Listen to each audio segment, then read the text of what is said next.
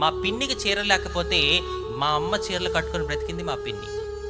అలాంటిది మేము యేసు ప్రభుని నమ్ముకున్నామని చెప్పి మమ్మల్ని వంటగదిలో కూర్చోబెట్టేసి ఆ రోజు వాళ్ళ అమ్మాయికి వచ్చిన పెళ్లి సంబంధం గురించి మాతో చెప్పలేదండి. ఇవన్నీ నేను మీకు ఎందుకు చెప్తున్నానంటే మా పిన్ని వాళ్ళని ఏదో తక్కువ చేయాలి, చులకం చేయాలనే ఉద్దేశం అది కాదు. కానీ నేను ఇవన్నీ మీకు ఎందుకు చెప్తున్నానంటే, యేసు ప్రభుని నమ్ముకున్నందుకు చుట్టాలు వెలివేసిన, సొంత చెల్లి వంటగదిలో కూర్చోబెట్టిన, నా తల్లి మనుషులకి దూరమైంది తప్ప మనిషిని చేసిన దేవుడికి మాత్రం దూరం కాలేదు. ఇప్పుడు కొట్టాలి గట్టిగా చప్పట్లేసేకి.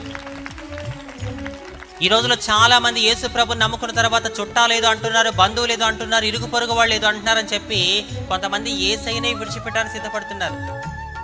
గుర్తుపెట్టుకోండి, మనుషుల మాటలు మరుక్షణమే మారిపోతాయి. కానీ నిన్న నేడు నిరంతరం ఏకరీతిగా ఉండే ప్రేమ ఎవరి ప్రేమ?